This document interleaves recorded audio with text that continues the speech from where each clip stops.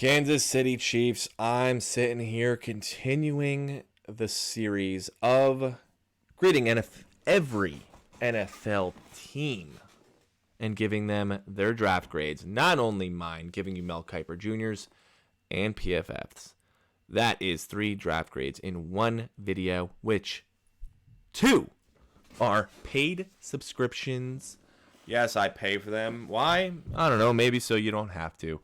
So with that being said, before I jump into this, Two-Tone Sports here. I want to thank you guys for any and all support to the channel. It's greatly appreciated. I'm on the road to 1K subs. Hopefully I hit it before the NFL season starts. And yeah, we're grinding, man. We're grinding. So Kansas City Chiefs up here. Guys, I have to disclose, I am a Los Angeles Chargers fan, but at the end of the day, I am a fan of the sport. I love college football. I love NFL football. I try to do these videos and not pick any favorites. To be honest, I like players more than I like teams. If I had to choose a team, it is the Chargers. Yes. So, bear with me, guys. Let's get through this video together. And maybe I'll gain the support of a Chiefs fan. Maybe surprising. So, first overall pick. You guys won the big dance. So, pick 32. Worth it. Felix Nduke Uzama, 6'3", 255 pounds out of Kansas State. Tenacious edge defender who chases the QB and pursues the run with relentless effort. Pass rusher, can beat offensive tackles with speed, power, and his hands. Run defender, has the burst and speed to slip blocks. Also flashes the ability to stack and shed blockers. Crazy. He's on the lighter side and gives up ground at times. So, Matt Miller's NFL comp is Josh Sweat. Josh Sweat at pick 32. That's a nice pick. That really is. That's a nice pick. Okay, he's going to step into a situation where he can play a key role early on. Frank Clark is gone. Okay, selecting the defensive end for the second consecutive year provides a young duo with George Karlaftis. Big 12 leading 19.5 sacks over the past 2 seasons provides how good he could be. So, year 1 impact, plug and play starter. Uzama steps into the starting spot opposite of Karlaftis, allowing a free agent signing. Charles, I'm not going to butcher his last name, to the slot and role numero 3. This was a good pick. Honestly, if you guys looked into my mock drafts, I had Felix Nduke Uzama or Will McDonald to you guys consistently at the end of the first round. He belonged here. But honestly, this is good value at the end of the first. So I can't really knock this. Rashee Rice in the second round. Wide receiver out of SMU. You got a 6'1", 204-pound receiver. Okay? You guys lost Juju Smith-Schuster and Mecole Hardman to free agency. So he may not start right away, but he should make early contributions thanks in part to his ability to line up outside and work out of the slot. Ascending player who should develop into a starter early on in his career. You guys, this is a good pick. Okay, he can make the first defender miss. And he reaches top end speed pretty quick after the catch. So, doesn't have an elite second gear like Hardman did. But to be honest, I think he's a better all-around receiver than Hardman. He's a better all-around receiver than Hardman. I'm going to just come out and say that. Like your second round pick. I'm going to say this may be one of your best picks just because of need and value. 6'5", 307 pounds out of Oklahoma. Your right tackle position is wide open. Andrew Wiley's gone. Morris, once healthy, has both experience and value at the spot. His movement and agility in the run game are exactly what Kansas City uses up front. Morris has to clean up his pass protection, but given Lucas Niang's injury history, he's a smart addition in day 2. As a pass blocker, he has long arms and packs a powerful punch, but his footwork and hand placement are inconsistent. It's the 3rd round. It's a massive hole you guys needed to fill. I loved this pick for you guys. I'm going to say unfortunately, but I love the pick for you guys. I mean, you guys got to keep Mahomes healthy, right? So, Chamari Connor, 6 foot, 202 pounds at a VT. Foot speed, balance to compete with slot receivers and tight ends and underneath man. Flash's ability to anticipate routes and breaks on the ball in time to get his hands on it. Aggressive running the alley, excellent stopping power, but bad angles and failing to wrap up. Happens, but once again, I like the pick. It makes sense. Probably one of my favorite picks is coming up here for you guys. Not BJ Thompson. I thought this was a little bit of a reach. So, whatever. High ceiling as a pass rusher. Range and length to compete in underneath coverage. Long arms keep blockers off of him, but needs to get stronger in plays with better pad level. Once again, I thought your 5th round pick was a little bit of a reach.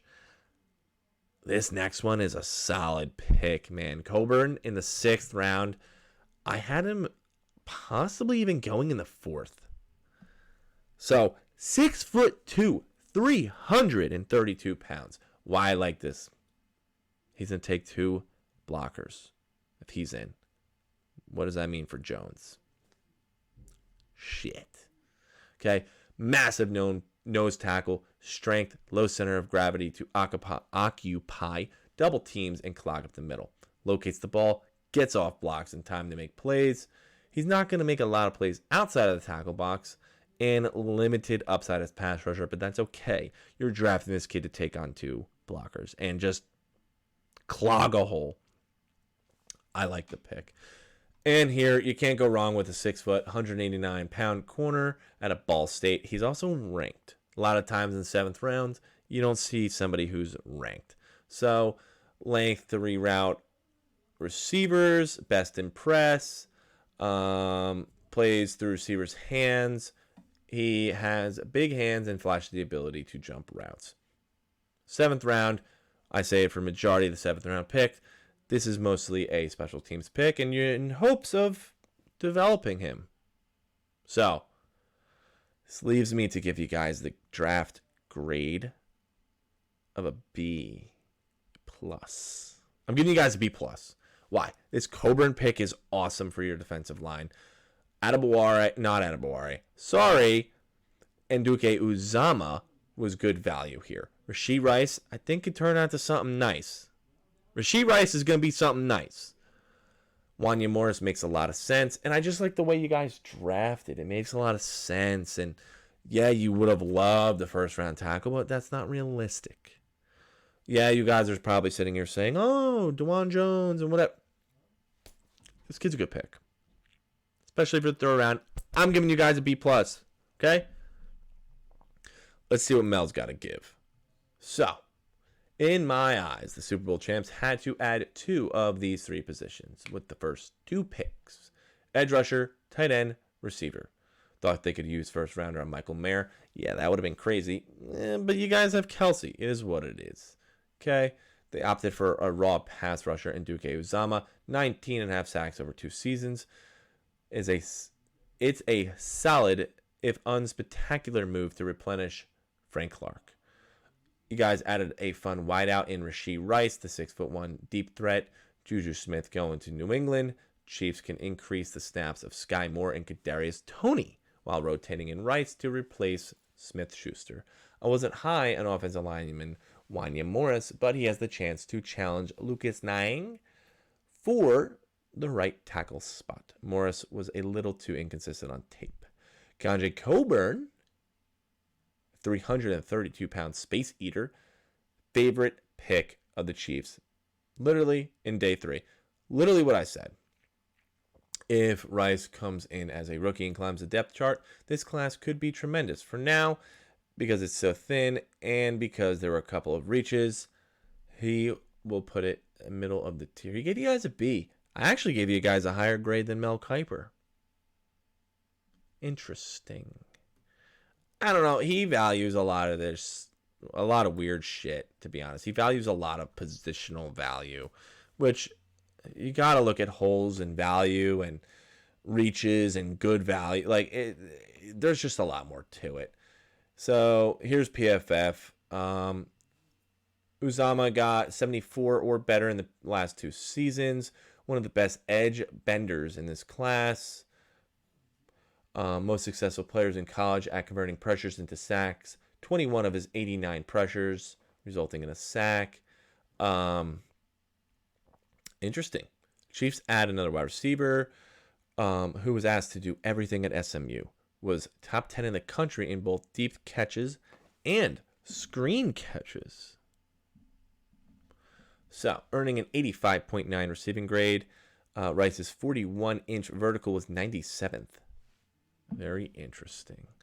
Maybe a little bit early to draft Morris, who has a concerning track record due to injuries and lack of starting experience. Never played more than 643 snaps in a season, but the Chiefs are betting on his tools. Former 5-star recruit has long arms and uses that length to his advantage. All right. Connor, strong safety slot hybrid, 4 years of VT. This pick represents Steve Spagnuolo's presence for a versatile safety as he tries to find a replacement for Juan Thornhill. Whoa, they give you guys a B-. Let's see what they got to say about Coburn here. 336-pound Coburn joins a group that will compete for snaps in the run-stuffing defensive tackle role alongside Chris Jones. Coburn produced a decent grading profile as run defending throughout his Texas career, but comfortably had his best season as a pass rusher with 31 pressures and a 79.3 PFF pass rush grade. They gave you guys a B-. As a Chargers fan, I give you a B+, which is the highest grade out of Mel Kiper and PFF.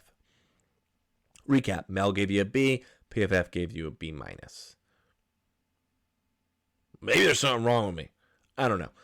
I'm gonna say all right draft. That B- or B+ can easily go to an A, all depending on how Rice turns out, how Morris turns out, and Nduke Uzama. If Nduke Uzama has double-digit sacks, it's freaking awesome. It's a good draft. So once again, I am a Chargers fan, but I'm a fan of the NFL. I try to keep it level-headed here. Try to be fair. So once again, thank you guys for any and all support.